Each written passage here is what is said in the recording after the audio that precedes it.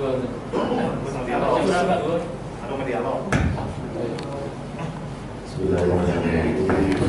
Assalamualaikum warahmatullahi wabarakatuh. Bismillahirrahmanirrahim. Alhamdulillah haqqa hamdihi hamdu syukran lillahi wa alhamdulillah. Wa sallallahu wa sallam ala nabiyil karim habibina wa syafi'ina wa qurrati Muhammadin wa ala alihi wa sahbihi ajma'in. Yang saya muliakan kami jamaah salat zuhur rahimahumullah. Pada kesempatan ini pertemuan awal ini juga untuk membahas masalah tasawuf yang mestinya saya tidak berani masuk ke tema yang lain macam-macam dulu. Sebagai pengantar awal, saya akan bicara tentang seputar persoalan madkhul tasawuf atau madkhul tasawuf, pengantar tasawuf. Kalau kita banyak membaca dan insya Allah teman-teman juga sering mengkaji, persoalan tasawuf memang bukan persoalan yang asing, walaupun sampai hari ini tasawuf termasuk tema yang seringkali memicu ketegangan di antara aliran Islam, dan tema-tema tasawuf ini yang seringkali mengantarkan orang pada tuduhan penyesatan. Bahkan ada kelompok-kelompok Islam yang menuduh kajian tasawuf itu sebagai kajian yang di luar Islam. Maka kita perlu mendudukkan dulu apa sebenarnya tasawuf itu. Secara historis, saya kira kalau kita belajar sejarah, kita sama-sama tahu bahwa zaman Rasulullah belum ada definisi tentang, belum ada disiplin ilmu yang berdiri sendiri. Rasulullah membawa agama kita ini dengan nama Islam itu secara utuh. Jadi Rasul tidak pernah menyelenggarakan pengajian, kajian, kemudian dinamai ini kajian tafsir, ini kajian hadis, ini kajian fikih, atau ini kajian tasawuf. Tidak ada. Yang ada ya Rasulullah dapat wahyu dilakukan, Rasulullah dapat wahyu dilakukan dan dicontoh. Nah, nanti pikiran-pikiran Rasulullah yang berkaitan dengan ayat-ayat Quran, itulah yang menjadi hadis untuk menafsirkan ayat Quran, yang menjadi cikal bakal tafsir bermaksud. Pada abad kedua, ketiga Hijriah baru kemudian muncul ilmu tafsir itu sebagai disiplin ilmu sendiri di Islam. Begitu juga hadis. Semula semua merekam kehidupan Rasulullah dengan niatan memang sengaja suhbah, dengan niatan sengaja mendekati Rasulullah dan mengambil semua tata cara hidup Rasulullah untuk ditiru. Tapi belakangan kemudian, terutama pada masa Abdul Aziz, Umar bin Abdul Aziz maksud saya, pada saat Umar bin Abdul Aziz di dinasti Umayyah itu, barulah kemudian kodifikasi hadis benar-benar bisa dilakukan. Begitu juga dengan fikih, ketentuan-ketentuan Rasulullah yang berkaitan dengan hukum Islam, tata cara melaksanakan ibadah, ini kemudian diformulasikan oleh para ulama pada abad kedua ketiga Hijriah menjadi ilmu fikih. Pada saat orang sudah dibentuk ilmu fikih, kemudian para ulama tasawuf melihat kok ulama-ulama ini setelah menciptakan ilmu fikih, orang menjadi terjebak pada cara pandang yang terlalu kaku, sehingga agama itu hanya dimaknai hitam putih, benar salah, halal haram. Kemudian ruh agamanya menjadi hilang. Karena itulah kemudian para sufi mendobrak, kemudian menjelaskan tentang tata batinnya, tata ruhaniyah Rasulullah, yang itu kemudian dikenal dengan nama tasawuf. Jadi kalau kita mau jelaskan secara umum, tasawuf itu sebenarnya apa? Kalau kita berangkat dari hadis Rasul yang muttafaqun alaih, diriwayatkan dalam semua kitab hadis, itu ada hadis yang menceritakan bahwa Rasulullah pernah didatangi oleh malaikat Jibril yang waktu itu menyerupai laki-laki dengan pakaian putih, dengan wajah yang sangat berseri-seri dan tidak terkesan pergi jauh. Tapi tidak ada satupun sahabat yang mengenal. Tiba-tiba dia duduk di hadapan Rasulullah dan lututnya itu diadu dengan lutut Rasulullah. Kemudian tangannya diletakkan di paha Rasul. cara duduk seperti ini tidak aneh, tidak lazim, karena orang sahabat tidak berani duduk seperti itu. Ini orang asing tiba-tiba dari duduk begini, kemudian dia bertanya ke Rasulullah. Hadisnya ada dua versi, ada yang bertanya pertama tentang Islam, ada yang bertanya pertama tentang iman. Mal iman, iman itu apa? Dijawab oleh Rasulullah, al-iman atu ila billah wa malaikatihi wa kutubihi wa rusulihi wal yawmil akhir, ila akhir hadis. Iman itu ya percaya pada Allah, percaya pada malaikat, percaya pada para nabi, percaya pada kita, percaya pada hari akhir, percaya pada takdir baik buruk, yang enam itu. Kemudian orang ini mengatakan saudara, kamu benar. Setelah itu dia tanya lagi, mal Islam. Nah, kalau Islam apa? Dijawab oleh Rasulullah, Islam anta syahada an la ilaha illallah wa anna Muhammadar Rasulullah wa tuqima shalah wa tu'ti zakah wa tasuma Ramadan wa tu'ti zakata wa tuhajjal baita man istata'a sabila. Dijawab oleh Rasulullah, ya Islam itu ya syahadat, baca syahadat, ya sholat, ya zakat, ya puasa, ya haji bagi yang mampu. Dan dijawab oleh orang ini, saudara, kamu benar. Berikutnya dia bertanya lagi ke Rasulullah, mal ihsan. Lah kalau ihsan itu apa? Maka Rasul menjawab, al-ihsan an ta'budallaha ka'annaka tarahu fa in lam takun tarahu fa innahu yaraka. Ihsan itu adalah keadaan ruhaniah yang kalau kamu ibadah, kamu menyembah Allah itu kamu bisa merasakan seolah-olah kamu berhadapan-hadapan melihat Allah.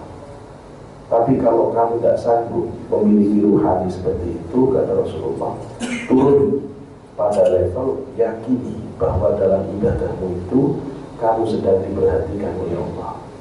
Keadaan batin yang senantiasa merasa berhadapan-hadapan dengan Allah, atau keadaan batin yang merasa dipantau terus oleh Allah, itu ihsan. Memang kemudian malaikat tanya lagi, maka kiamat kapan?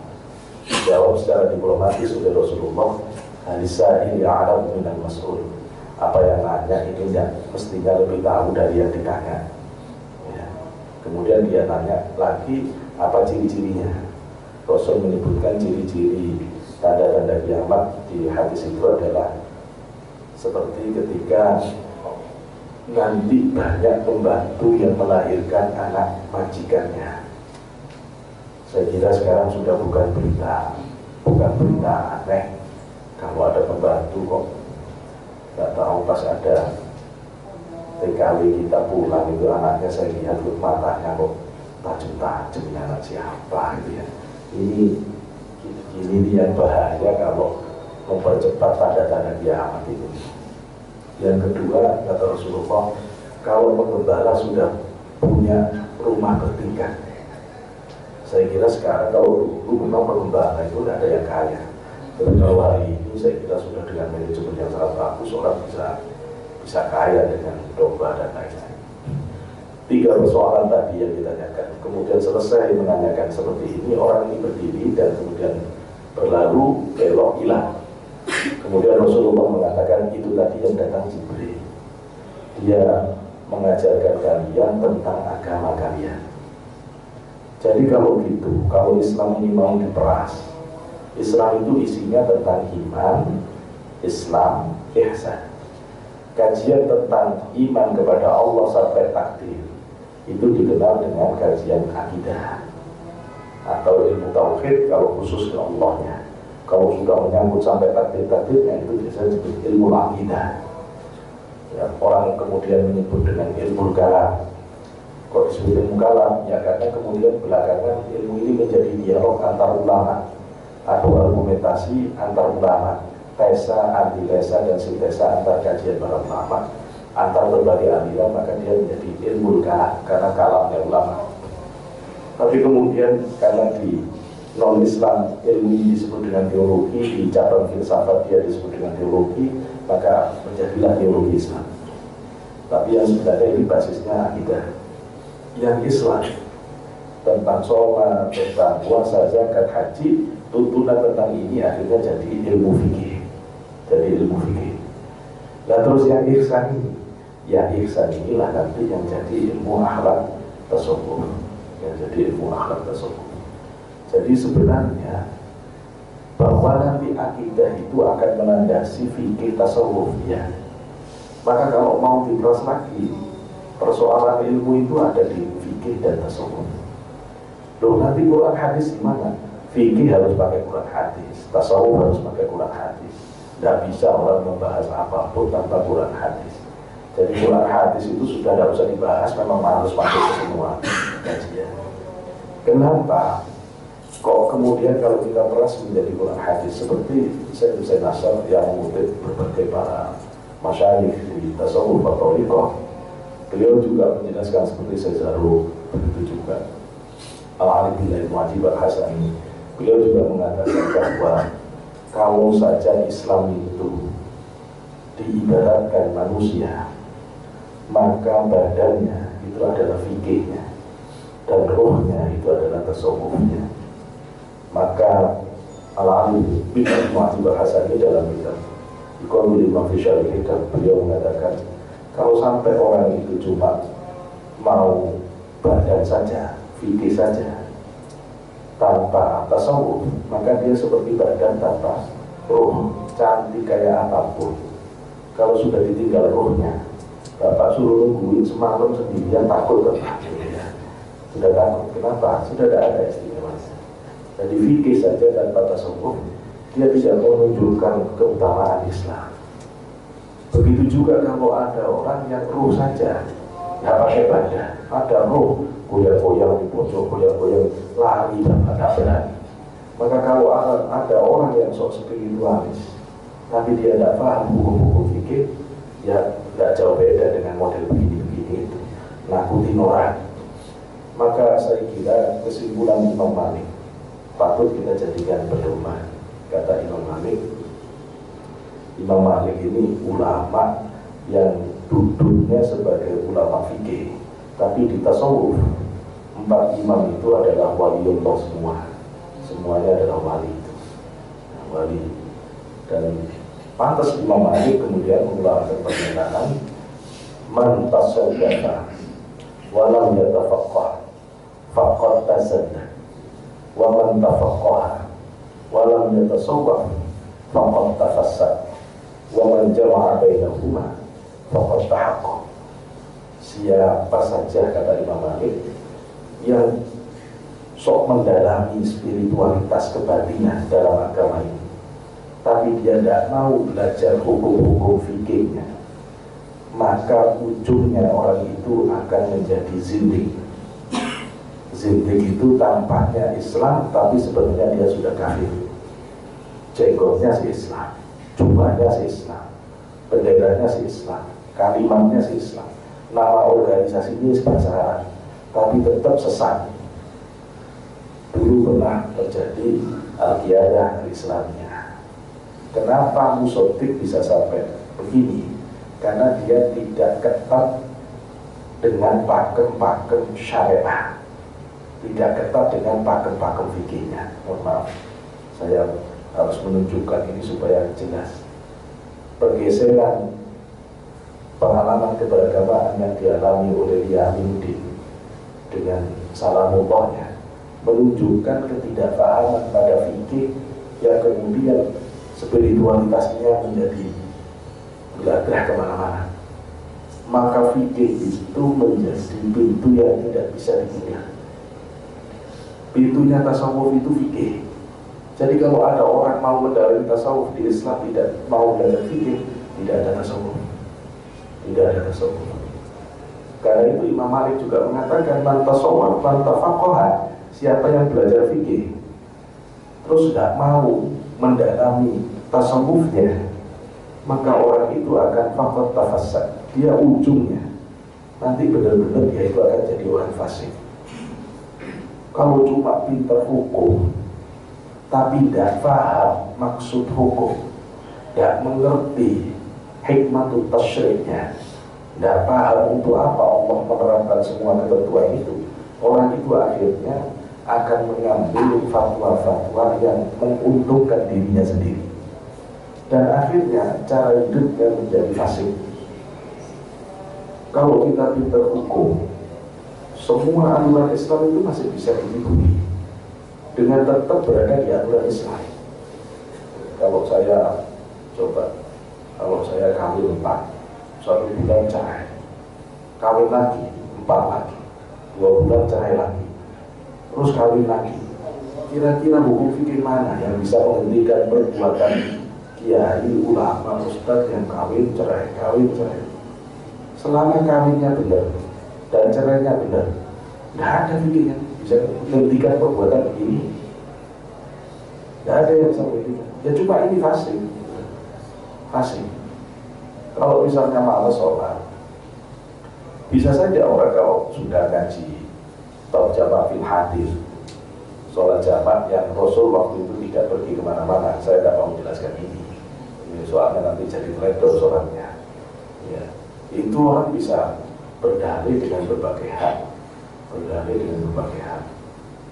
kemudian dia menjamak sholatnya.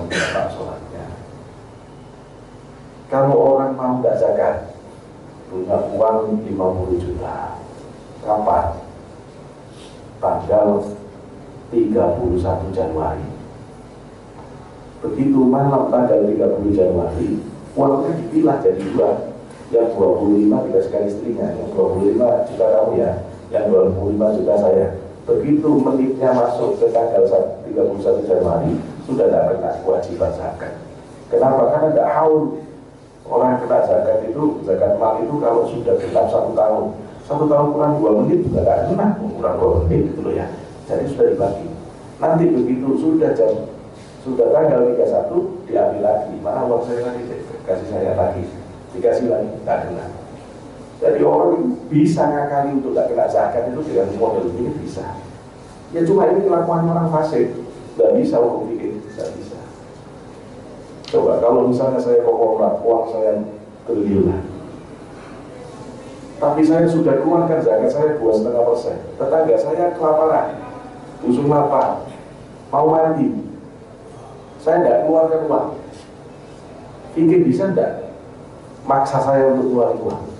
Tidak bisa. Karena yang wajib dikeluarkan sudah selesai. Kan 2,5 cuma. Nah urusan tidak keluar kan berarti urusanku, kata orang fikih. Bukan urusan saya, kamu sendiri yang malas, nanti bisa begitu ya. Dan tamparan begini ini karakter-karakter fasik gitu ya. Karakter-karakter orang Islam, tapi Islam rusak gitu ya. Islam rusak. Kenapa begini? Karena dia memahami hukum-hukum hanya pada batas lahiriah semata. Sama. Jadi kalau kita teruskan persoalan ini, hari puasa, Ramadan, lagi malas puasa, ini gampang, sama istri jalan ke Bandung. Selama ke Bandungnya tidak niat maksiat, di Bandung sudah boleh makan, boleh minum, boleh sholat jamaah kosor, boleh tidur sama istri, meskipun Ramadan boleh, musafir. Ya. Kalau ikut Imam Syafi'i batasnya 3 hari. Nah, kalau 3 hari ya pindah sama ke mana, ke Garut atau ke mana sebelahnya. Mau baca 1 bulan tidak puasa Ramadan bisa. Semua hukum itu bisa diakali kalau pinter fikih Bapak. Itu cuma data ajarin nanti lo tidak karuan gitu loh ya. Mau nikah sama janda, wes gampang gitu loh ya. Terus ini tidak pakai saksi, berarti pakai Imam Malik, gas gampang gitu nanti gitu ya. Jadi cuma ini kelakuan orang fasik. Begini ini kelakuan orang fasik. Nah ini yang dipagari oleh Imam Malik. Maka kalau ada orang cuma sok fikih doang, dia tidak mau tasawuf, bahayanya dia akan mempermainkan hukum, dia menjadi fasik.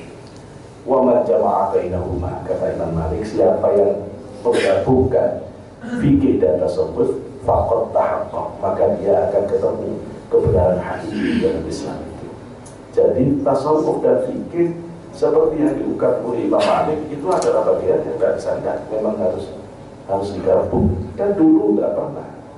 Imam Ja'far Shadiq misalnya, dia didatangi oleh sekelompok masyarakat yang mengatakan, menurut ulama fikih kami, menurut ulama kami mengatakan begini-begini. Kata Imam Malik, siapa yang Anda sebut ulama fikih? Dia tidak paham tasawuf. Yang dimaksud fakih fil Islam, kata Imam Ja'far Shadiq di dalam kitab Hilyatul Awliya, yang disebut fakih, orang yang tadi fikih benar aslinya, itu adalah orang yang menguasai dohir batinnya agama ini. Maka Imam Ghazali pun kalau kita baca kitab Ihya, Imam Ghazali menjelaskan kata fikih itu mengalami eksternalisasi, mengalami penyempitan makna. Kenapa begini? Karena dulu orang menyebut fakih itu ya ahli fikih, ya ahli tasawuf. Tidak ada orang fakih yang cuma ngerti hukum terus tasawuf gak jalan, itu tidak ada. Tidak ada. Oh, empat imam tadi wali semua. Kalau kita baca kitab Binailul Amali, Imam Malik, Imam Hanafi, Imam Syafi'i, Imam Ahmad bin Hanbal itu wali autad. Wali autad itu kalau kita baca kitabnya Al-Kamasqalani, Kamasqalani dalam kitab Jami' Usul Karamatul Awliya, beliau mengatakan autad itu hanya diisi 4 orang di setiap zamannya. Berarti itu istimewa sekali, istimewa sekali. Dan banyak hal-hal yang menunjukkan ini. Imam Syafi'i, Imam Ahmad bin Hanbal, dia dapat dadani fi majelis dzikri. Dia bolak-balik senang hadir di majelis dzikirnya para sufi. Imam Syafi'i dan Imam Ahmad bin Hanbal. Saya menemukan data bahwa Imam Ahmad bin Hanbal sholat sunnahnya sehari semalam itu 300 rakaat. Imam Malik, Imam Bukhari itu kalau ke kamar kecil biasanya 1 minggu sekali. Ini orang jauh dari tradisi yang kita biasakan. Dia makannya sangat sedikit, ibadahnya sangat banyak. Jadi orang sangat istimewa dari sisi tasawuf, sangat istimewa. Memang yang selama ini dibongkar hanya dari sisi fikihnya, tapi sebenarnya dia tidak hanya asik fikih. Imam Ghazali juga mengatakan fakih itu ahli hukum dan ahli masalah tasawufnya. Maka para ulama biasanya mengatakan kita itu baru ketemu kiai sekarang ini yang bisa fikih terus tidak terlalu paham tasawuf itu. Mungkin fenomenanya nggak sampai 100, mungkin 50 tahun terakhir juga nggak sampai.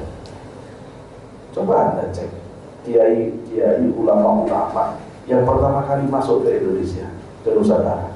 Nggak ada yang cuma pinter fikih dan pinter tasawuf. Wali songo itu semuanya pinter fikih, semuanya jago tasawuf.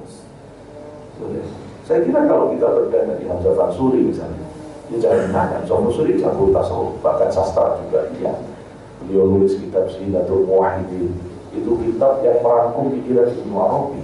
Saya membaca beliau, wah hebat sekali, hebat sekali. Jadi mungkin bayangan kata keliru terhadap para wali songo itu dianggap ulama-ulama lokal yang pikirannya tidak mendunia. Tidak. Hamzah Fansuri juga sudah jelajah, dia sudah Mekah, Madinah, sudah ke Irak, sudah ke Irak, bahkan dia bayat Torekot Qadiriyahnya itu ada di daerah Irak, dan dia mursyid pertama dari Torikoh Qadiriyah di bumi Nusantara ini. Jadi jelas bahwa memang main dua-duanya. Rohli Hashim Asy'ari sampai dengan Ahmad Dahlan itu orang-orang yang semuanya akrab dengan kajian tersebut, sampai Buya Hamka sekali di akhir hayatnya, sesuai penjelasan dari Dr. Sri Mulyadi, beliau termasuk termasuk orang kepercayaan Abah Nom. Beliau menyaksikan bahwa Buya Hamka juga masuk rekod di akhir usianya. Jadi saya kira mungkin hanya beberapa ulama yang kemudian hanya difikir kemudian tidak mengenali tasawuf. Ya bahwa tasawuf sama dengan ilmu-ilmu lain yang tidak suci dari penyimpangan. Ya. Di dalam tafsir, kalau kita ngaji tafsir, ada kajian yang ada tema yang bernama Inhiraf Tafsir, penyimpangan dalam penafsiran. Itu ada. Di hadis ada hadis-hadis palsu. Di tasawuf pun tasawuf palsu itu ada. Ada. Makanya dari sebutannya saja ulama sudah membedakan. Kalau orang yang sudah mencapai top peak of experience, itu dia nanti disebut dengan sufi atau wali. Ya, kalau sudah puncaknya. Jadi kalau apa cirinya? Ya dia harus punya karomah. Dan kalau biasanya para ulama mencapai titik itu seberapa lama? Selama yang saya baca itu dia berada di kisaran 15 sampai 20 tahun istiqomah. Ya, di dalam ibadah yang ditekuni itu. Jadi tidak ada orang jadi sufi sehari, setahun, 2 tahun udah ngaku-ngakuan apa, nggak ada. Ya. Imam Ghazali butuh 15 tahun istiqomah. Syekh Yazid Al-Bustami butuh 20 tahun. Jadi istiqomahnya adalah waktu yang panjang, konsisten dengan nilai-nilai Islam. Itu tokoh-tokoh kita yang menunjukkan bagaimana konsisten untuk bisa menerapkan tasawuf. Dan maka kalau kita mau mendalami tasawuf, maka tidak bisa tidak kita harus dengan fikihnya. Karena itu para ulama menyebutkan sesungguhnya tasawuf dan fikih itu barangnya sama. Cuma kalau dilihat dari luar bernama fikih, kalau dalamnya namanya tasawuf. Atau biasanya ibarat gunung es, yang muncul itu namanya syariat, yang dalam itu namanya tasawuf. Orangnya sufi, yang masih dalam proses menjadi sufi disebut mutasawwif. Mutasawwif itu ada 2 level. Ada level murid, ada level saling, level pemula, level menengah. Kalau sufi itu sudah level puncak. Murid itu dari kata arada yuridu iradatan, artinya berkehendak, ingin. Berkehendak kemana? Berkehendak menuju kepada Allah. Disebut murid adalah orang yang kepingin sampai kepada Allah. Nah, istilah murid ini sebenarnya istimewa. Cuma orang Indonesia tidak paham, terus diganti siswa. Ya udah, nggak ngerti landasan filosofi. Ya. Kemudian kalau sudah, apa cirinya murid? Murid itu masih bergelimang nafsu. Sifatnya masih banyak sifat buruknya. Pemarah, masih malas, kikir, pendendam, suudon, hasud, ada semua kayak kita. Setiap kita masih memiliki sifat-sifat seperti ini, terus kita kepingin, sudah tobat, kita kepingin lurus di jalan Allah, namanya murid. Makanya tugasnya murid mujahadah riyanto. Mujahadah, perang melawan nafsu. Riyanto, ganti sifat jelek jadi baik. Ya itu tugas utamanya. Ya harus belajar ya apa lah supaya tidak marah. Belajar ya apa supaya bisa jadi dermawan. Belajar bagaimana bisa istiqomah. Yaitu bahwa nanti ulama ngasih tip mujahadah secara umum itu, mujahadah itu harusnya disesuaikan dengan karakter dari kelemahannya, sesuai dengan penyakit rohaninya. Tapi secara umum para ulama mengatakan mujahadah itu 3. Pertama, taklilul kalam, sedikit ngomong. Kalau tidak penting, belajar tak ngomong. Karena kalau banyak ngomongnya banyak salahnya. Banyak salahnya, ya neraka tempatnya gitu. Jadi belajar ngontrol setiap omongan, setiap kalimat yang keluar harus kebenaran dan harus bisa dipertanggungjawabkan. Yang kedua, taklilul manam, tidurnya dikurangi, terutama kalau sudah umur 40 ke atas, belajar kurangi waktu tidur sudah. Dan kalau masih umur di bawah, saya kira agak berbeda tata asurannya. Yang terakhir, taklilu to'at, sedikit makan. Kalau saya kira kesehatan, orang-orang kesehatan juga sudah paham. Tapi kita tasawuf ditekankan, terutama 40 tahun ke atas, sudah waktunya mengurangi makan. Dan terus kalau sedikit makan, banyak apa? Ya banyak puasa. Kalau sedikit tidur, ya banyak bangun malam. Kalau sedikit ngomong, ya banyak dikit gitu. Ini semuanya akan cepat membersihkan batin. Jadi katanya teman-teman, antara kita dan para wali, orang awam dan orang khawas itu bedanya sedikit. Kalau kita itu sedikit-sedikit makan, sedikit-sedikit tidur, sedikit-sedikit ngomong. Kalau para wali itu ngomongnya sedikit, makannya sedikit, tidurnya sedikit. Kalau misalnya Anda mau minta bukti, silakan dilacak faktanya. Abu Yazid dibandingkan Allah Rasulullah. Beliau itu kalau sholat jam 9 malam, selesai jam 3 pagi, setengah 4 pagi, khatam 1 Quran di dalam sholatnya. Bukan?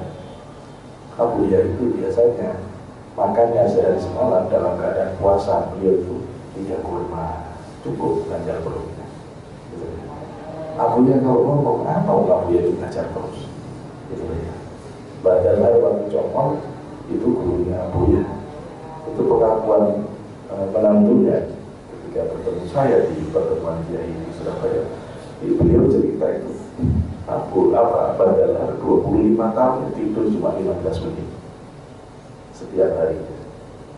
Tadi Romi Hamid Pasuruan tidak ketemu kapan tidur malam.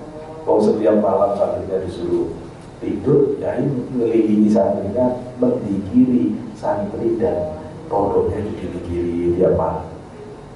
Jadi sampai ada santri yang waktu itu karena santri miskin mau nyari nambah makan, yang saya tahu Pasuruan. Jadi terus mangganya itu ada rakum-rakum. Jadi dia pikir cari jadwal mangga. Begitu mangga jatuh karena gelap, Yai pas lagi pikir jalan di bawah mangga pohon itu, saking takutnya direbut, Yai didorong sampai Yai jatuh. Yai yang sudah sepuh itu didorong sampai jatuh. Terus kata Yai, subuh nak, ayo dulu tidur nak, subuh yang penting subuh. Besoknya orang ini, santri ini mikir, pokoknya kalau ada orang jalan, saya tidak mau dorong lagi. Ternyata Yai. Terus dia tidur. Biasa santri tidur kan gak jelas, ada yang tidur di depan, di emperan, kamar santri. Terus ada orang juga tiduran di situ sambil nunggu mangga jatuh. Ini dirangkul, orang yang ada di depan itu dirangkul. Begitu dirangkul, ternyata yang dirangkul itu Yai. Kata Yai, tidur subuh. Dia tidak bisa tidur sampai subuh. Dia ngitung Yai dikira sampai selamatan semalaman itu tidak tahu berapa ribu Yai ucapan. Dan dia saksi bagaimana Yai itu tidak pernah tidur karena begini. Bayai saya diutus Bayai Muhammad Siddiq. Beliau juga setiap jam 12 malam pasti sudah sholat. Nanti jam 2 pagi beliau menulis kita. Jadi kiai kita yang memang benar-benar ahli mursyid thariqah yang sama dia itu selalu memiliki konsistensi yang kuat dalam persoalan makan, persoalan bicara dan persoalan itu dasar. Kemudian kalau sudah selesai apa ukurannya? Kita selesai urusan sahabat itu apa ukurannya? Ukurannya sahabat selesai itu kalau tidak bingung, kalau melihat orang cantik bingung, ya berarti sahabat masih lihat. Gitu ya. Kalau bapak ketemu orang yang pakai baju adiknya sudah kecilan ketat gitu ya, terus nggak bisa matain cepat ditundukkan, berarti masih lihat, masih seperti binatang buas sahabat kita, nggak bisa langsung tutupi. Artinya kita belum mampu menjinakkan kebuasan sahabat kita. Nah itu latihannya tadi. Di tasawuf itu dia belajar begitu, ya, ditundukkan. Kemudian kalau lihat orang kaya sungkannya itu karena kekayaannya, itu ciri sahabat yang nggak sehat. Jadi kalau melihat kekayaan kaku, padahal orang kaya yang nggak jelas caranya kekayaannya juga banyak. Ya. Jadi kagumnya batin itu sebenarnya lebih karena goncangnya nafsu. Maka setiap orang yang kagetan itu berarti tugasnya harus banyak membersihkan nafsu. Kalau orang torekot nanti terapinya dengan torekot menterapinya dengan zikir supaya banyaknya, karena zikir itu setelah diteliti oleh para ahli ulama seperti yang dijelaskan oleh Syaikhul Qasyarawi dalam kitab Nausaniyah. Beliau mengatakan seluruh ulama tasawuf thariqah sudah bersepakat tidak ada cara yang lebih hebat merubah orang dari jelek menjadi baik dari zikir la ilaha illallah. Karena itu la ilaha illallah itu dibanyak-banyakkan dalam thariqah apapun, dan kita juga biasanya selalu zikir la ilaha illallah. Itu akan kalau sudah selesai, maka nanti akan tenang. Ya biasa, lihat orang cantik ya biasa. Jadi tahu ibarat mobil itu servisnya itu sudah total, sudah holistik. Jadi sudah ngerti kapan harus ngegas, kapan harus ngerem. Tuh ya, waktunya jalan lapang, tol, gas kenceng, wancang. Waktunya memang harus ngerem juga pakem. Ruhaninya orang alim itu begitu. Ketemu istri, ngegas kenceng. Ketemu istrinya orang, remnya pakem. Gitu ya. Nah kalau sampai ketemu istrinya orang, ngegas. Ketemu istrinya sendiri, ngerem. Ini gimana? Ini tidak bisa, ini harus diservis gitu ya. Harus diservis. Nah kalau sudah stabil, maksudnya nanti ke level salih, maka ciri salih itu adalah level menengah di tasawuf itu, orang itu sudah stabil dengan zikirnya. Apa cirinya?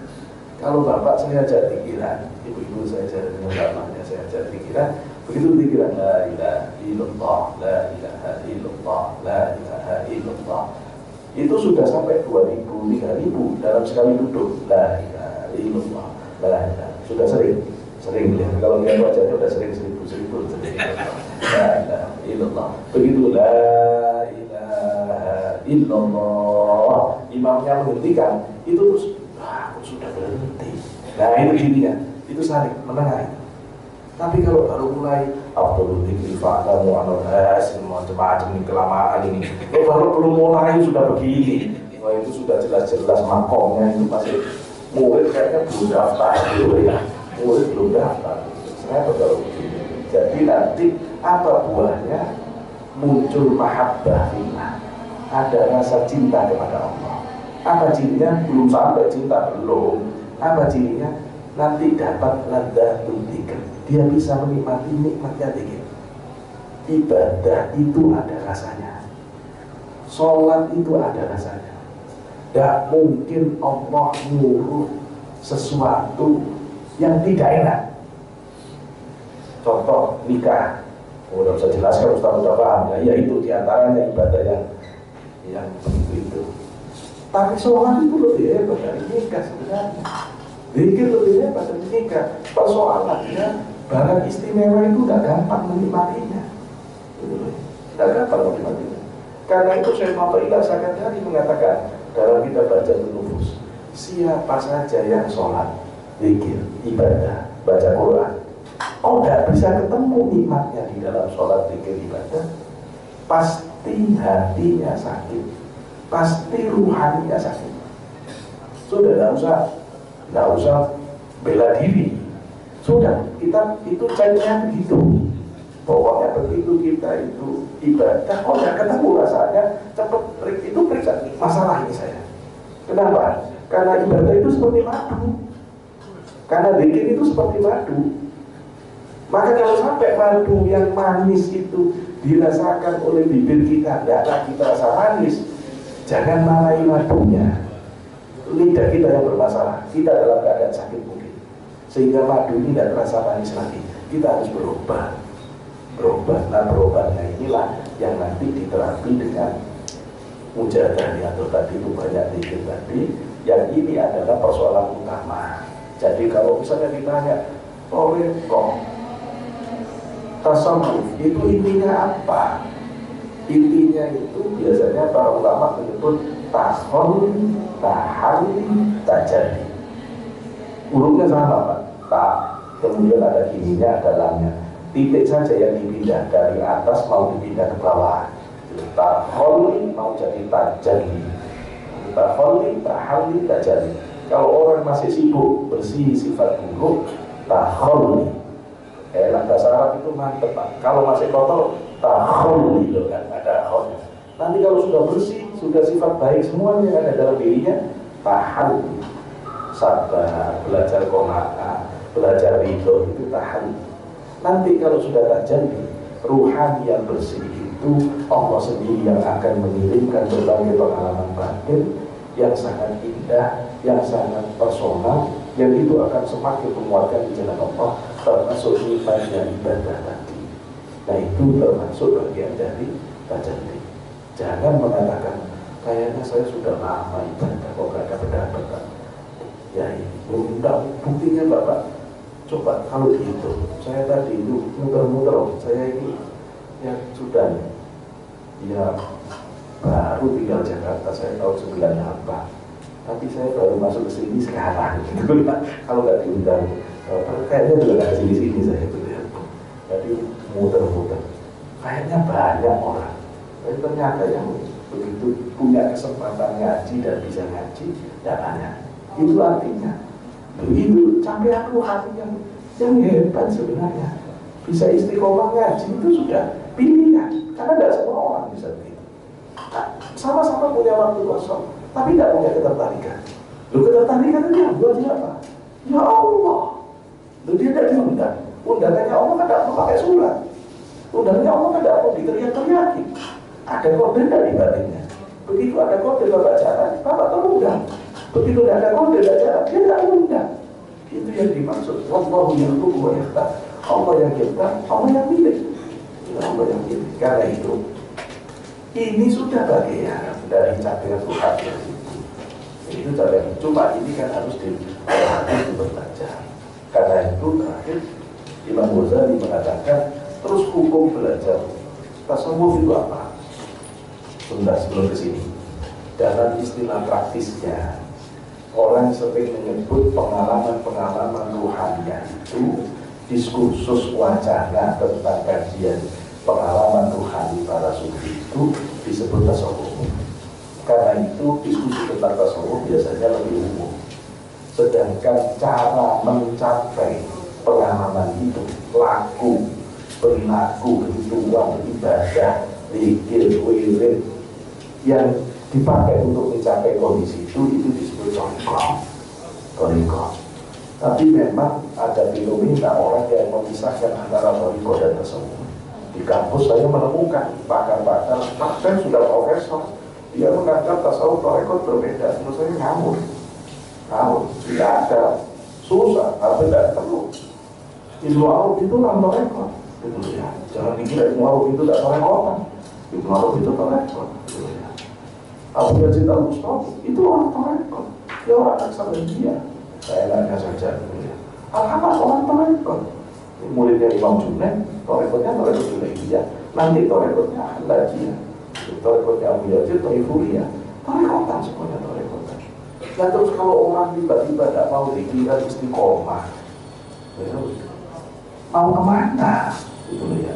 Dengan cara apa rohaninya akan naik? Dengan cara apa rohaninya? Kalau ada orang mau jalan sendiri tidak ada pembimbingnya, bahayanya pembimbingnya itu. Nah, nanti pada kesempatan lain saya mau bongkar siapa iblis yang sebenarnya. Cuma ekstranya iblis itu sudah pernah jadi wali, sudah pernah diangkat jadi wali di langit ketiga oleh Allah. Dan iblis sudah pernah jadi penasehat malaikat selama 20.000 tahun. Jadi kalau orang sok-sokan mau main spiritual, nggak ngerti dunia gaib itu, dia dimakan sama iblis, dimakan sama setan. Jadi tidak bisa. Karena itu di jalur thariqah itu ketat. Maka orang tidak bisa kemudian digilan saya nggak jadi thariqah kalau nggak jelas gurunya siapa, pembimbingnya siapa. Suatu hari saya disuruh bedah buku, saya tidak tahu menyebutkan namanya. Buku ini menunjukkan pengalaman spiritual dia dengan Allah. Dan yang meneliti seorang profesor. Saya berdebat dengan dia di UIN. Kemudian saya hanya tanya begini, saya tidak mau bahas isi bukunya.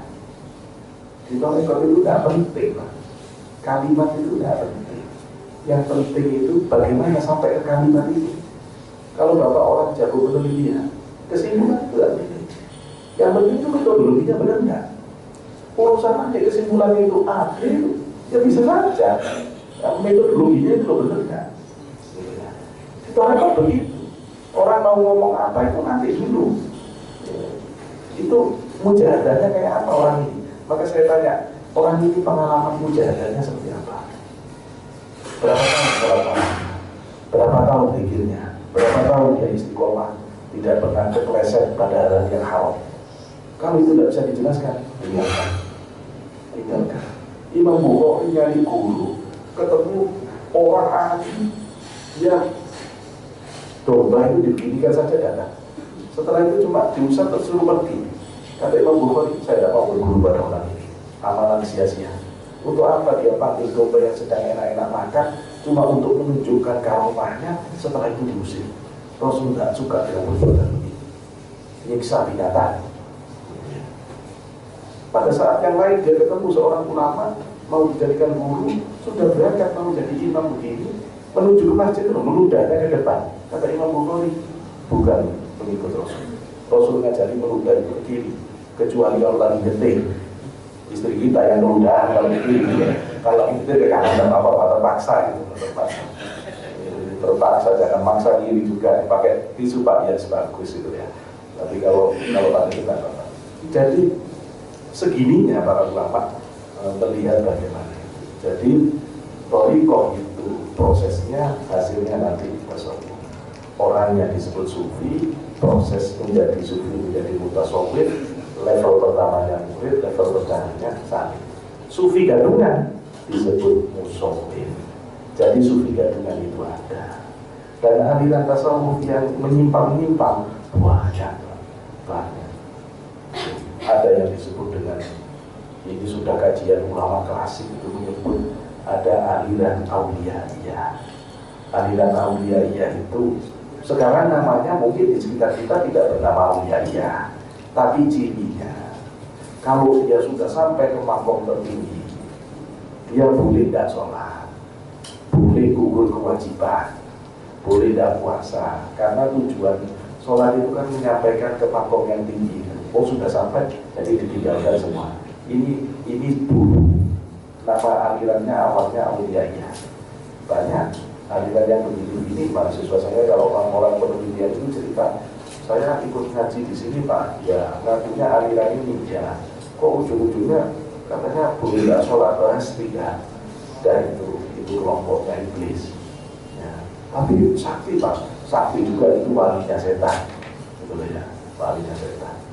Nah kalau melihat orang jangan kagum, karena kata Syabila Sultan Bustami, kalau kamu lihat orang bisa berjalan di atas air, bisa terbang di atas udara, jangan kaget. Sebelum kamu lihat bagaimana syariatnya, bagaimana fikihnya, lagi-lagi kemudian hukum yang bisa kita pakai untuk menilai benar salah kembali fikih. Itu yang pertama mesti orang. Yang kedua, setelah kita tanyakan mujahadahnya bagaimana, saya tanyakan itu, pertanyaan saya kedua, gurunya siapa? Gurunya siapa? Kalau saya tidak mau mengundang orang suruh ceramah tasawuf sebelum saya cek siapa orang. Ya. Ilmu lagi silahkan, dari tasawuf tidak bisa. Tidak bisa. Tidak bisa. Kenapa? Tasawuf itu bukan ilmu teori, tasawuf itu praktek. Sampai diceritani orang tentang rumah tangga, dia tidak pernah tahu, tidak pernah jatuh cinta, cuma baca buku, baca novel, mau yang kau bilang bapak, kalau saya ngapain, gitu ya, ngapain. Jadi memang harus dicek gurunya siapa. Ya. Setelah ini terus Ustadz ini ngajar tasawuf, saya dulu tidak berani ngajar tasawuf. Sebelum Bayai nyuruh ceramah saya tidak berani. Ngomong batas sama Toreto saya tidak berani. Tidak berani. Sebelum haji saya diundang suruh ceramah haji, tidak berani, saya tidak mau. Bahwa ustadz yang lain tidak biarin, ustadz nekat mau, saya tidak. Dulu ya, tidak. Dulu ya. Dikira setiap omongan tidak ada bertanggung jawaban. Dikira Allah dan Rasulnya tidak mempersaksikan. Dikira kita ini kerja untuk manusia. Untuk kalau orang ngerti itu kan tidak bisa saya nanya. Jadi yang ngaji. Kalau misalnya terus dulu di mana ya, saya pernah sedikit bertemu Abuya, pernah punya dulu ya dapat ilmu Abuya, terus ketemu Roya Serolia ya, terakhir saya dengan Bayai Muhammad Siddiq Kudus. Jadi memang harus jelas begitu. Kalau kita semua tidak bisa. Jadi harus begitu. Dan kalau saya mengatakan wajib torekot. Kalau ada orang mau ngomong tasawuf dalam ditorekot, jangan diikuti. Karena dia tidak ngerti bedanya kelakuan sama hasilnya. Dia cuma bahas hasilnya, tapi dia tidak tahu yang diungkap di dalam tulisan itu dari pengalaman spiritual yang hakiki di dalam thariqah. Paling cuma 5%, 10% paling banyak. Selebihnya itu tidak boleh ditulis. itu harus diselami dan dirasakan. Nah terus bagaimana orang yang tidak ngerti terus ikutan ngomong? Karena kalau kita tahu makolahnya para masyayikh thariqah wa tasawuf yang memang ahli di jalan Allah, dia mengatakan itu sama saja orang buta nuntut orang buta. Fa'ilaihi masir. Ya. Itu kayak orang buta nuntut orang buta mau pergi kemana? Sama butanya mau tuntut-tuntunan gitu ya. Jadi gak bisa. Tapi saya memang begini harusnya supaya kita bisa sama-sama mengerti. Saya kira saya tadi dikasih waktu sampai jam ini kayaknya ya nggak lewat dikit. Nah saya kira kita harus melanjutkan dengan dialog. Mungkin sementara mengantar saya sampai di situ. Sampai di sini ada beberapa mohon maaf di dalam berdaya dan ya. Assalamualaikum warahmatullahi wabarakatuh. Baik Pak, tadi kita bahwa kalau ada diskusi pertanyaan mungkin bisa diungkapkan. Ada yang tanya apa? Silakan. Mungkin dari ibunya. Ada yang tanya Bu? Adi ada pertanyaan Pak. Silakan Pak Jamili.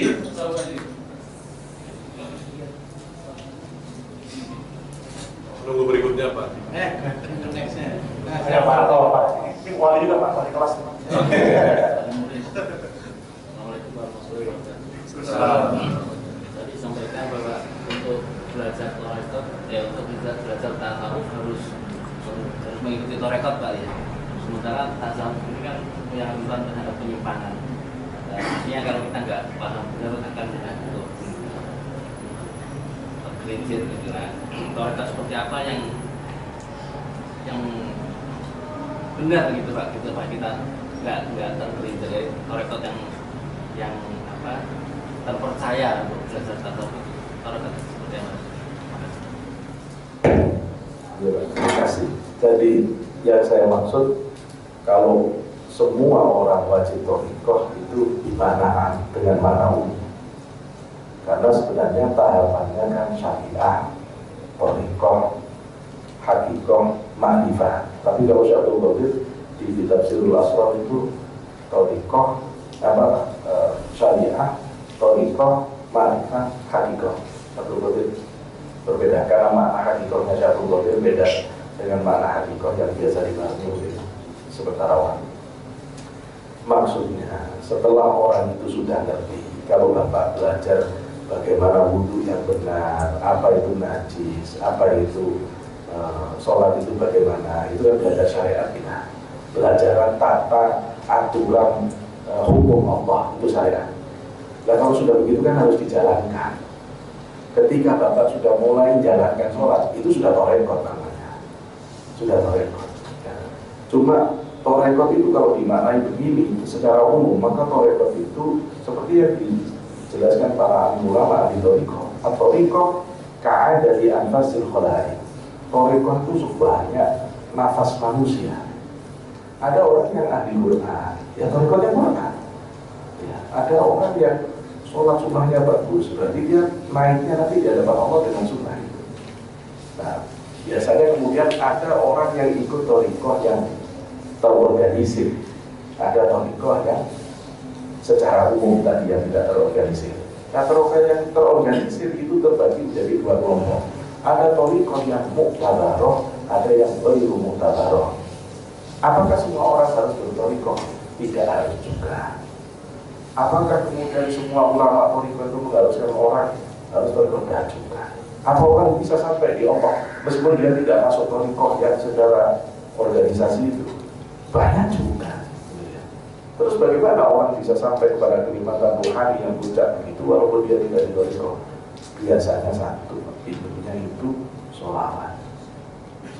Maka para kiai, para ulama ahli thariqah selalu menyarankan orang yang tidak di thariqah yang banyak sholawat. Zikir udah pasti, yang banyak sholawat. Maka saya bisa paham kalau kemudian dulu Habib Mudir, Alhamdulillah, majelisnya majelis Rasulullah, dia main sholawat. Kenapa? Sholawat itu bisa semua orang, dan thariqah kan juga bisa, ya, bisa masuk. Nurul Mustafa atau apa saja. Begitu juga kita, kalau misalnya saya juga kalau ditanya dari saya ini belum torekot, terus saya ingin ibadah lebih khusyuk, apa yang banyak harus saya pikirkan? Saya akan katakan sholawat. Setelah la ilaha illallah, sholawat. Sholawatnya yang mana? Yang Bapak paling senang mana? Saya senang naria, ya ada apa sholawat naria? Saya senang sholawat pujian, ya sholawat pujian.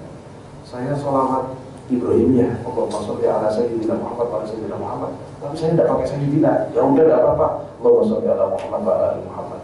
Yang lebih pendek ada Allahumma sholli ala Muhammad wa ala ali Muhammad. Yang lebih pendek lagi ada Sallallahu ala Muhammad. Dipendekkan lagi boleh, sholat tidak boleh. Karena gitu ya. Sallallahu ala Muhammad sudah paling pendek. Jadi sholawatan bisa. Sholawatan bisa. Kenapa? Itu nanti mengantarkan rohani kita ke Rasulullah. Nanti urusannya Rasulullah yang akan mengangkat rohani kita di hadapan Allah. Nah itu hebatnya sholawat secara rohani. Nah terus kalau yang torekot itu ada yang mu'tabaroh, ada yang baru mu'tabaroh. Yang mu'tabaroh itu ciri utamanya dua. Satu, ajarannya sesuai Quran hadis menurut penilaian para alim ulama, baik thariqah maupun non-thariqah. Semua ulama sudah meyakini dan terbukti selama ratusan tahun memang ajarannya tidak ada yang tiba. Syarat pertama dari Quran hadis. Yang kedua syaratnya adalah guru-guru yang membawa thariqah itu sambung sampai ke Rasulullah. Jadi kalau tidak bisa sambung ke Rasulullah, maka dia tidak bisa disebut mu'tabaroh. Mohon maaf saya harus buat contoh. Sholawat wahidiyah. Kenapa sholawat wahidiyah tidak bisa masuk mu'tabaroh? Karena tidak bisa menjelaskan dari guru yang terakhir itu bagaimana ke Rasulullah. Gitu ya. Nah, sambungan ini kalau tidak bisa dijelaskan, yang beliau mengklaim langsung dapat dari Rasulullah. Tapi kalau para kiai, para ulama yang kasyaf, yang sudah kebuka mata batin belum sepakat, ya tidak bisa. Jadi ini harus ada verifikasi falsifikasi dari ulama-ulama yang memang levelnya di situ. Dia nanti yang akan membenarkan ini benar-benar sampai di Rasul atau bukan dia. Maka kalau ada orang ngaku-ngaku di wilayah ini, itu lebih memalukan dari orang gila. Ditertawa oleh para ahli ulama yang sangat alim itu lebih memalukan dari orang gila. Itu sangat ketat persoalan begini. Jadi kalau sudah disebut thariqah mu'tabaroh, dan sekarang ada sekitar berapa itu yang keputusan dari ulama Nahdliyin, ya memang hanya ulama NU yang memverifikasi thariqah ini, yang diputuskan itulah yang kemudian menjadi thariqah yang mu'tabaroh itu 43 berapa itu. Di antaranya ya Qadiriyah, Naqsabandiyah, Qadiriyah, Naqsabandiyah, Syizliyah, Syadiliyah,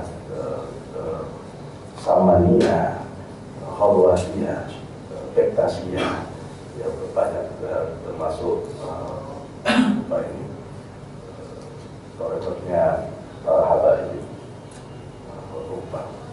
Jadi semua torekot yang tadi sudah diverifikasi itu dulu dalam prosesnya torekot Tijani sempat agak lama dalam perdebatan, ya thariqah Tijani yang dibuat agak lama dalam perdebatan, ya karena ada persentuhan politik waktu itu antara Yayasan Syamsul Arifin dengan salah satu saudara yayasan sendiri juga, Tora Badri, yang menjadi mursyid Tijani. Tapi akhirnya ini bisa diselesaikan dan Tijani memang mu'tabaroh. Jadi thariqah yang seperti ini mu'tabaroh. Tapi kalau misalnya saya kepingin belajar thariqah yang benar, Pak, terus bagaimana? Saran saya, jangan dulu masuk. Mungkin Bapak butuh waktu 6 bulan, 1 tahun, pelajari dulu Kusmin itu sebelum menjadikan Bayai dan gurunya. Kusmin itu 2 tahun, Pak, mempelajari siapa Badallah 2 tahun. Jadi dipelajari dulu supaya tidak keliru, karena seringkali kita itu pandangan pertama itu shock. Karena kita masuk shock itu rasionalitas kita itu tidak berjalan secara normal. Gak usah jauh-jauh, pengantin baru itu belum bisa dipegang kesimpulannya karena keliru mas. Dia baru senang-senangnya punya istri, senang-senangnya punya suami, belum kelihatan buru-burunya. Tapi nanti kalau sudah berlalu 4 bulan, berlalu 6 bulan baru ketahuan, ya kok suami saya kalau tidur di Milan, dari Milan itu dari malam pertama, tapi tidak ketahuan. Maka sama melihat kiai, lihat orang ahli, nanti baca gitu, lihat dulu Quran hadisnya, benar dan ya, dan kalau dari Syekh Asy'ari dalam kitab Al-Nurul Muntasirah mempersalahkan kalau bisa ketemu mursyid yang sempurna, ciri mursyid sempurna itu dia ngerti Quran hadis tafsir, dia ngerti fikihnya, dia mengamalkan fikih secara ketat, dia ahli mujahadah, dia tahu dalam waktu yang lama, dia punya karomah, punya sesuatu yang memang secara khusus diberi oleh Allah. Dan orang punya karomah itu pasti dalam waktu yang lama dia ibadahnya sudah. Dan syarat terakhir ini agak repot diketahui orang awam, benar-benar usul di Allah, sudah sampai di Allah. Loh, kalau ketemu yang begini, masuk tarekat lebih baik daripada di luar tarekat. Tapi kalau kita belum ketemu, sebaiknya ditunggu.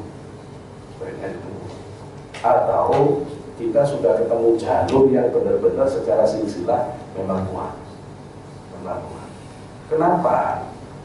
Karena ada juga manipulasi-manipulasi di dalam tarekat itu. Yang meskipun tidak banyak, mursyid gadungan itu juga banyak. Ya, tidak banyak kok banyak. Ya lumayan gitu ya. Ada mursyid yang sebenarnya sudah diputus oleh guru sepuhnya, tapi dia tetap menganggap dirinya mursyid. Kenapa? Karena dia melakukan kesalahan yang diputus secara rohani. Saya bisa ngomong begini karena pengalaman. Saya ngecek selama 4-5 tahun siapa orang. Karena saktinya Masya Allah, kalau urusan sakti mah sakti. Ya, kalau cuma apa ini kita ngaji begini, dia meskipun beda kota, dia tahu berapa perempuan yang datang, yang ganti yang mana, yang pakai baju apa, isi hatinya apa, dia cari tahu. Tapi setelah kita coba lihat benar-benar siapa, ya masih pakai jin juga, walaupun jinnya jin kelas canggih gitu loh. Ya kalau diraba oleh orang ahli jin kelas bawah ya nggak kelihatan. Yang gini-gini kan susah, ya, susah. Nah, terus gampangnya bagaimana? Gampang kalau saya cari, kalau guru yang bagus itu cari yang kiai-kiai pada dia. Jadi kalau semua kiai itu dia berarti dia banyak kiai, kan itu aja selesai misalnya. Contoh misalnya kalau sekarang ada Habib Lutfi, ada Mbak Maimun Zubair, ada tamu Maimun Zubair siapa yang kesana. Jadi ya, kalau mau ke putranya Bu Yatin Yati ya tidak apa-apa, ke putranya Mbak Yai Sipin diutus ya monggo gitu ya. Kedua ada Rohiyah Yasrofi gitu semuanya disaki. Jadi dia karena ulama seperti ini dia menjadi poros dari spiritualitas kiai-kiai di bawahnya. Jangan kemudian kita pertaruhkan spiritualitas kita itu pada orang yang tidak jelas. Gara-gara kita cuma tahu dia hebat. Ini tambahan cerita.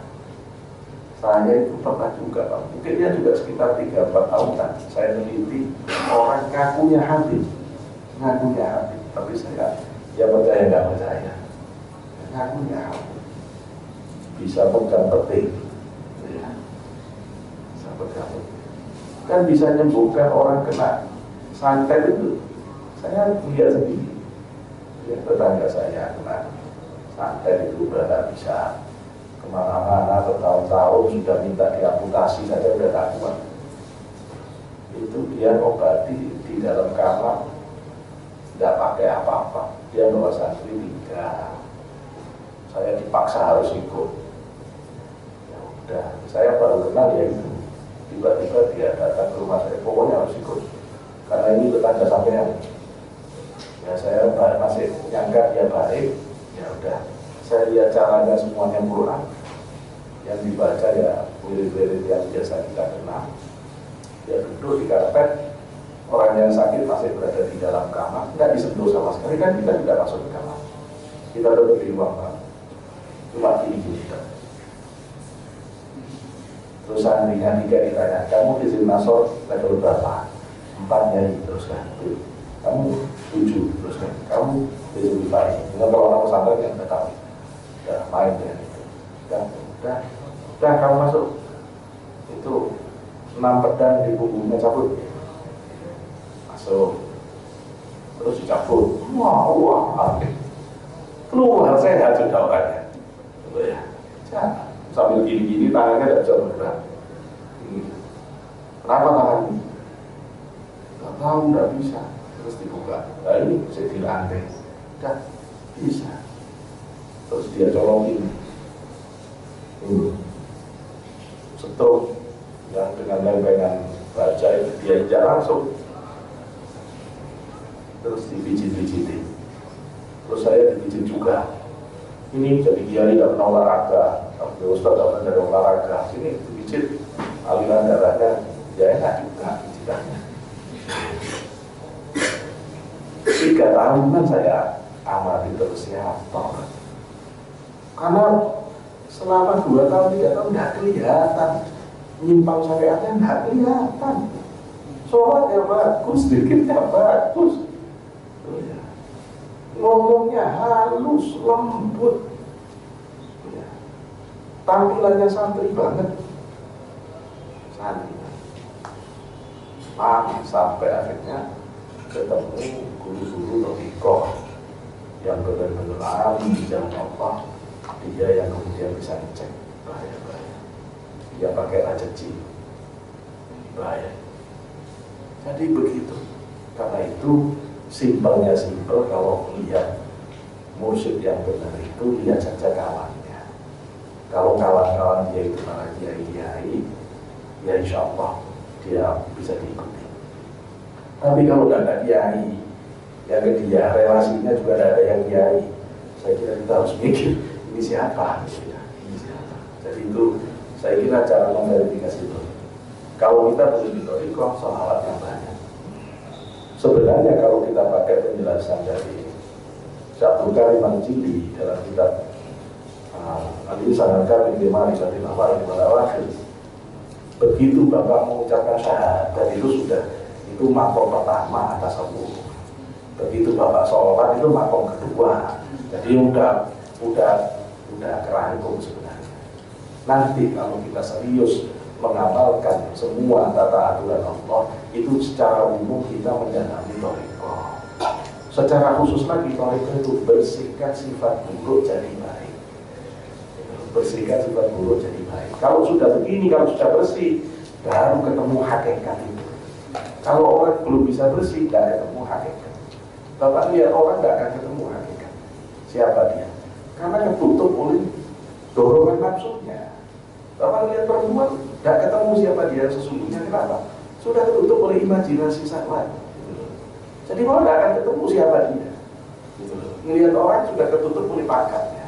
Melihat orang sudah tertutup oleh kekayaannya. Sehingga Bapak tidak pernah melihat orang itu seperti adanya dia. Nah itu namanya tidak ketemu hakikatnya. Kalau orang sudah bersih, melihat itu ya seperti adanya. Ya manusia ya kamu dan kamu. Nah ini hakikat. Kalau orang sampai di level ini, ibadahnya bagus, tekun, lurus di jalan Allah, puncaknya dibuka pengalaman batin itu. Pengalaman batin itu seperti apa? Ya, kalau Imam Ghazali dalam kitab Ihya menjelaskan, dibuka alam malaikat, alam ruh, dan seterusnya, dan seterusnya. Ya. Seterusnya itu tidak boleh diomong-omongkan. Itu bukan ilmu diskusi, tapi itu ilmu yang harus dialami. Kata Imam Ghazali, tasawuf thariqat kayak orang nikah. Urusan tanya kenalannya kapan, ketemunya di mana, cerita boleh. Kenalan pertamanya gimana, PDKT-nya bagaimana, boleh. Terus waktu nembak, kata Pak sekarang itu apa? Terus tunangannya bagaimana? Terus akad nikahnya cerita boleh. Tapi kalau sudah masuk kamar, betapapun itu indah, haram diceritakan. Yang ngomong iblis, yang dengarkan iblis, kata Rasulullah. Meskipun itu indah tapi tidak boleh diomongkan. Apalagi orang bertemu ma'rifat itu, dia amat indah. Nah, keadaan yang amat indah tapi tidak boleh diomongkan ini yang biasanya lebih nyiksa, yang membuat ulama berusaha tidak ngomong, keluar juga kalimatnya, sehingga muncul geger, Mbak Mutawakil, Siti Jannah, Al-Hamad, itu pada kesempatan lain keluar satu hat karena tidak kuatnya, saking indah. Karena itu Imam Ghazali menyebut yang dialami benar, ngomongnya yang salah. Kalau Syaikhul Qadir menyebut asarul hamlan asratan walam yakun fi zamani man yakun walau kuntu fi zamani la akhudhu bihi. Kalau Syaikhul Qadir al-halal itu tergelincir dengan ucapannya, cuma waktu itu tidak ada yang sanggup menyelamatkan. Kalau aku hidup di zamannya, aku yang akan selamatkan. Loh, kalau punya pernyataan Syaikhul Qadir itu berarti positif kalau hal, cuma statementnya yang salah. Itu bagi, jadi itu jawaban saya. Baik, sudah lalu siang, malah untuk saya dengan baca Alhamdulillah. Baik, ada sedikit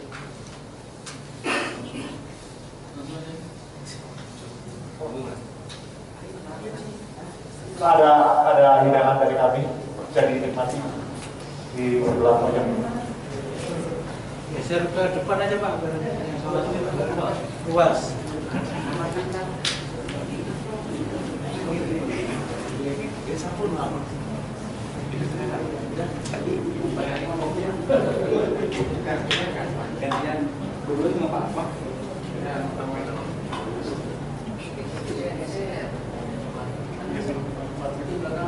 Berapa?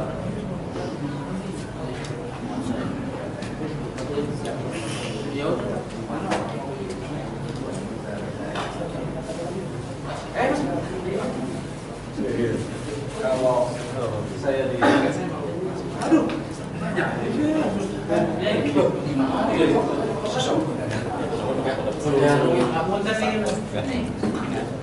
yang lagi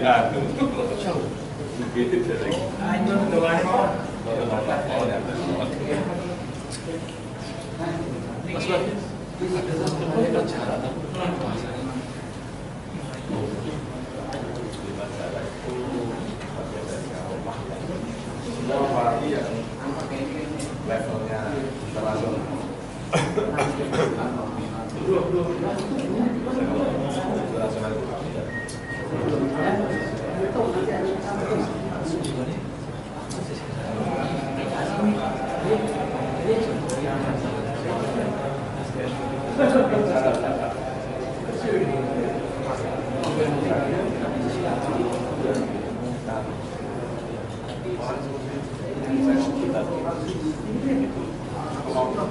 Sudah mampu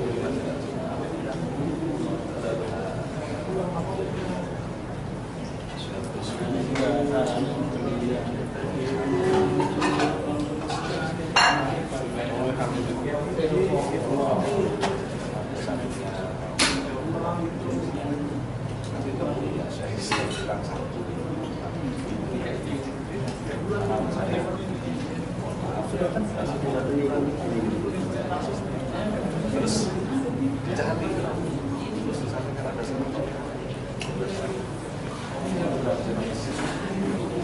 apa kan yang jalan ke sini katanya lagi